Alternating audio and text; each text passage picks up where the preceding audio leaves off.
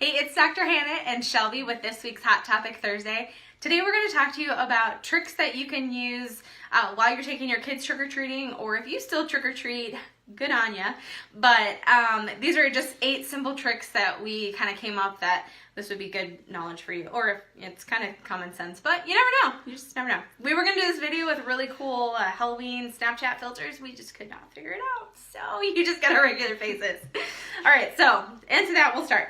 So if you're wearing makeup as part of your costume, make sure you test it on another part of your body first to make sure you're not going to have a rash. Nobody wants a big chemical burn rash on your face. That would be really bad, or you'd get a real life scar that you didn't intend to. So make sure you test it on like an arm or something like that. And if you are going to use makeup, make sure you have like a liquid foundation underneath it to kind of protect your skin a little bit more too. So that's a heads up. Hey, I've done that before.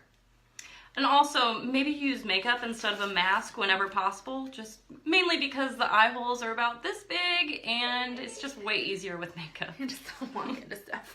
All right, the other thing is make sure you walk or you trick-or-treat in groups or neighborhoods that you know. This kind of seems kind of obvious, but again, there are a lot of places that have the trunk or treat if you're a little bit unsure of where to go. Lots of candy.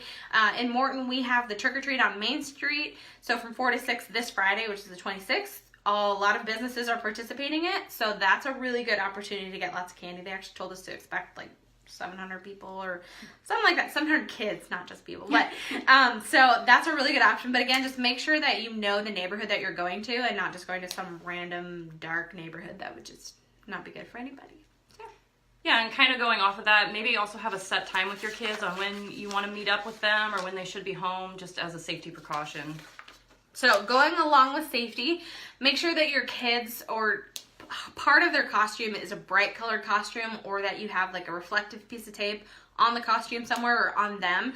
So that way if they are in a dark area and the cars are around, the cars won't hit them, they can actually see them. So if the costume would be ruined or whatever, by putting a piece of tape on it, put it on their legs or something like that that's easier, or like the back of the arm. Those are really good places that you can put reflective tape. So just it makes them more visible, and again, it's just more safe in that area.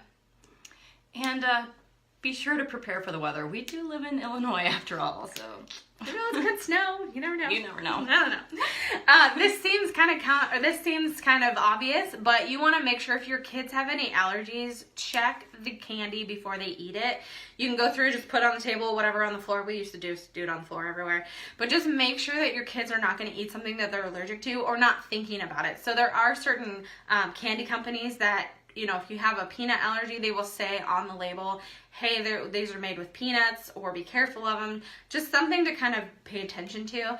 The other thing, again, this seems very obvious, but if something looks homemade and you don't know where they got it from, just throw it out. That's something you don't want to deal with. Just pitch it. That's a hard no. That's right. Yeah. We'll just kind of get over that one. So if something doesn't look right, just throw it out. And if there's an allergy to it, just get rid of it and throw it out. You don't want any issues. Yeah, and also if you have any excess candy, there are local dentists that will actually buy it back from you, right? Is that right? Yeah, I think there's one in Pekin for sure, but yeah.